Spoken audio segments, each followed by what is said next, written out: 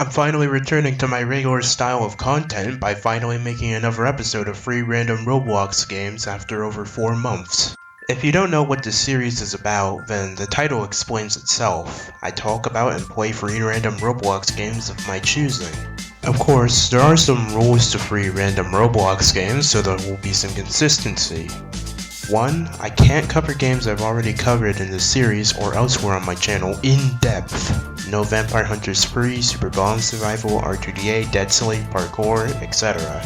Number 2. I'm allowed to cover highly popular games, but it can't be something like Adopt Me, Phantom Forces, or any other game everyone on the planet knows about. And 3. I can't cover quote-unquote modified versions of games unless the differences are extremely massive. Examples include Parkour Modded, Flood Escape 2 custom maps, etc. And this isn't really a rule, but not every game that will be shown on screen in an episode of free random Roblox games will be played on that episode or even in the whole series. Just a word of warning not to get your hopes up if your favorite game is in the background gameplay in an episode of free random Roblox games. With all that said, let's begin.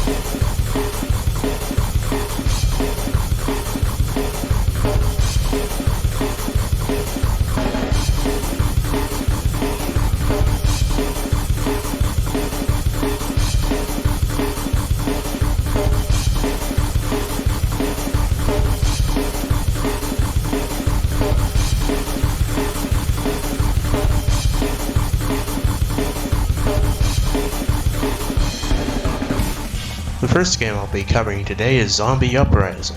Now if you're one of the 6 people who watched and remembers my Dead Slate video, you'll know that I talked a lot of mad shit about many Roblox zombie games, including this one. So why'd I choose to cover Zombie Uprising? Have I changed my mind on it? Well, no. I still believe Dead Slate is a much better game and deserves 2 times more active players than Zombie Uprising at its peak, but I wanted to express some thoughts about ZU I couldn't in the Dead Slate video. First, I've actually been playing Zombie Uprising since late May of 2020 and have a majority of the weapons available in the game, so why was I so harsh on this game if I've played it so much? Even from the very beginning of when I found out about this game, I never thought of it very highly. The zombies are all the same except for a select few who are something like really tanky or really fast. The game was, and still is, far too grindy, and even on hard mode the game is quite brainless. Yet I somehow found enjoyment out of this game in its simple, brainless hold left click fun. When I get bored of all of the other games that just so happen to require a functioning brain, I can hop on Zombie Uprising and effortlessly mop the floor with hordes. That's enough about my Zombie Uprising life story. What's this game actually about? Well, if you have a brain that's more capable than that of a goldfish, you should know that this game is about shooting a ton of zombies. Zombie Uprising is wave-based, and every 7th wave you'll be transported to an arena to either fight massive hordes of zombies or defeat a boss. Once these are defeated, you'll be prompted to vote for a new map and the game will continue endlessly until everyone dies. You can get stronger with upgrades placed around the map, reminiscent of the Zombies modes in the COD series, but this game seems to actually have some original elements to set it apart from COD Zombies, unlike some Roblox games out there. The game has a pretty large chunk of what I believe are original maps, and has more of a retro and cartoony kind of style to it rather than just imitating the realistic gloomy style. It's also a lot less grounded than the other Roblox Zombies clones. Now why do I keep comparing this to COD Zombies? Well, there's vending machines that give power-ups, barricading, literally just a pack-a-punch machine, and a few maps copied from the Call of Duty series. These short-term upgrades like vending machines or pack-a-punch can be purchased with points, and you use cash for long-term upgrades like weapons and perks. There's currently 11 weapon tiers, including the event tier and even prestige. This is where my problems begin. As mentioned earlier, the game is and always has been far too grindy. To access higher tiers, you need to buy all weapons in each tier of weaponry. And now that there's 10 tiers and a prestige system that if you don't participate in, you won't be able to use certain unlocks, are only adding to the problem. There's ways to make your game replayable without making it an agonizing grind fest. Quick example, Vampire Hunter 3. No, this doesn't count as a violation of Rule 1 as I'm not fully covering the game. I'm bringing it up for a point real quick. Vampire Hunter 3 has kept me playing because it's a genuinely fun game, not because I've been trying to finally unlock the gadget or ability that will let me have fun playing the game. Redian says it well in his video about the Vampire Hunter series. Go subscribe to him. Oh, this game is in beta, therefore all the gear is already unlocked, so you don't have to grind towards it, which actually kind of makes the game more enjoyable. In VH2, most of the replayability was just trying to level up and unlock the gear so you can have fun, but in VH3, I'd actually argue that the majority of the replayability just comes from each match being fun. Weapons aren't particularly interesting either. They're all just the same 4 weapons but with slight variations in stats and design. It's quantity over quality. The same applies to the zombies, who are also all reskins with only a select few being unique in any way. The boomer, winged mini-boss, and the crawler are the only ones that are genuinely unique for their own reasons respectively.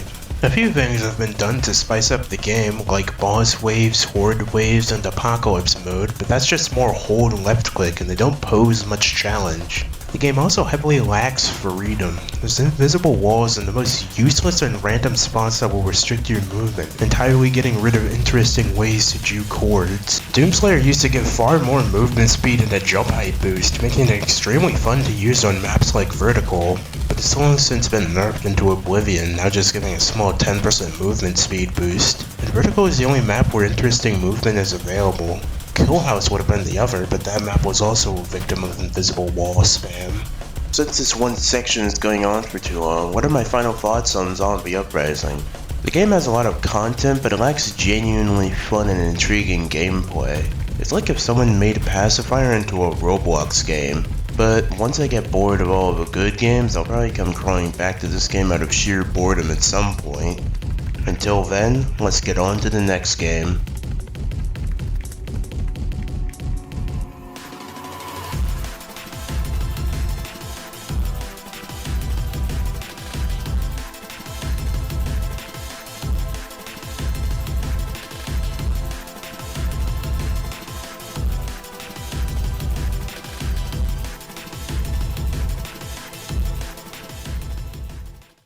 A really freaking big house is basically just Spooky's Jumpscare Mansion ported into Roblox. Now there are plenty of Roblox games that are just copies of real video games. Most of them either add original elements so that their game has an actual reason to exist, or they just one-to-one copy the game without making any changes whatsoever. I believe this game is more so on the former side. If you're tired of me covering games that are just another game ported into Roblox, then don't worry, the last one won't be like that. Anyways, for anyone unfamiliar with either a really freaking big house or Spooky's Jumpscare Mansion, here's the premise. You have to wander through various rooms throughout an extremely non-Euclidean and large mansion, finding both friends and sometimes terrifying monsters that are out to recreate the bite of 87 with your face. RFBH does have less overall content and unique areas than Spooky's Jumpscare Mansion, but that's to be expected with a Roblox remake, and also mostly lacks the cardboard jump scares. Now, why'd I choose to cover this game? Well, what I like about this game enough to dedicate a section of a series to it is 1. It's Spooky's Jumpscare Mansion for big babies who are too scared to play real horror games, like me. 2. It has its own unique charm to it that kinda sets it apart, and 3. It doesn't feel like it's riding a trend, like many Roblox games. Which I really appreciate seeing from Roblox developers. It isn't that hard to come up with some original game ideas or at least add some new ideas to a game you're copying. And it's perfectly fine to take inspiration, but so many games just copy other video games without adding all that much of substance. It just becomes so mind-numbing and obnoxious seeing these games pop up time and time again while anything of actual quality gets overshadowed. Enough about the god-awful state of modern Roblox. Time to go over the specifics of the game. First, you can kill your teammates. Second, there's a decent amount of what I believe are original monsters slash entities slash specimens slash whatever you want to call them thrown into the mix. One of my favorites being the big stone man. He's a bit slow, but he can erect stone walls to slow you down and do, that. What the fuck? There's more monsters than that, but if you think they're still too little, then don't worry. The game is still planned to get updates sometime in the future. I think. I hope. Oh, you're also able to play this game with friends, which I made very obvious by telling you you're able to kill people, not monsters, don't try it, and with the footage in the background. So let's talk about that. Playing with friends is best if you want to have a fun and silly experience in your time playing RFBH, or if you need them to soft carry you through the game like I did. Just kidding, I was the real carry there. Single player is much less fun though, and there's a perfectly fine way to play the game. There's also a hard mode which makes every monster twice as annoying to deal with by giving 90% of them vision slash control impairing effects. But do be warned, after 15 minutes of hard mode, you will want to destroy everyone and everything around you, and you will have the near resistible urge to make the human species go extinct. Play at your own risk. Actually, it isn't that hard. You're just bad at the game. It sounds like you just aren't skilled enough to me. What you actually have to do to counter the monster is first go to these coordinates and you will meet a man named... Stop talking. Yeah, obviously I didn't mean what I said about hard mode. It's actually much worse. The only way you can get enjoyment out of that mode is if you're a masochist who enjoys listening to your own voice for fun. With all of that said, there's not much more to talk about with this game, so let's get on to our final game for this episode.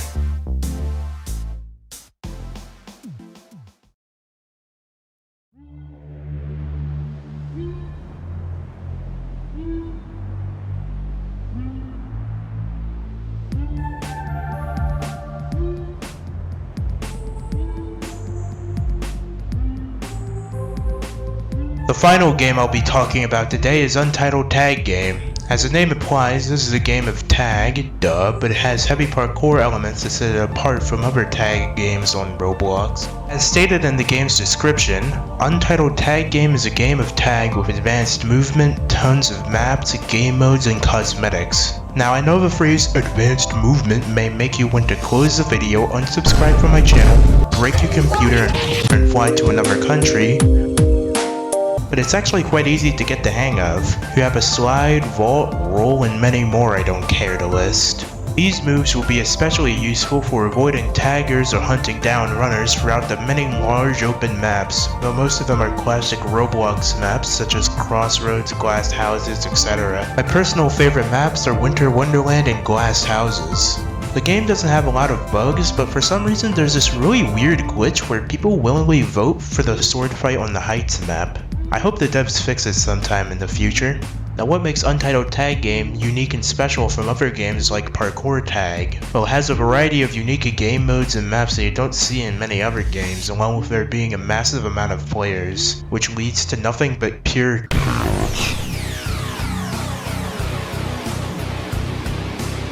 Game modes like Infection or Bomb really emphasize the chaotic nature of Untitled Tag Game. It's what makes it so fun.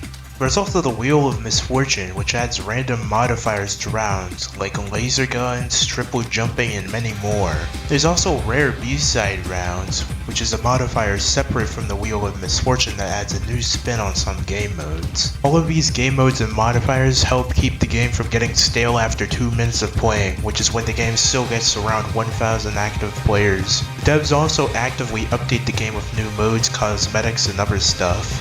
There's also some silly badges you can obtain, some of which include hitting a tagger as a runner or performing a group taunt with someone on the enemy team. Overall, Untitled Tag Game is a pretty fun and chaotic game that's not getting the attention it deserves. Gee, where have I heard that before?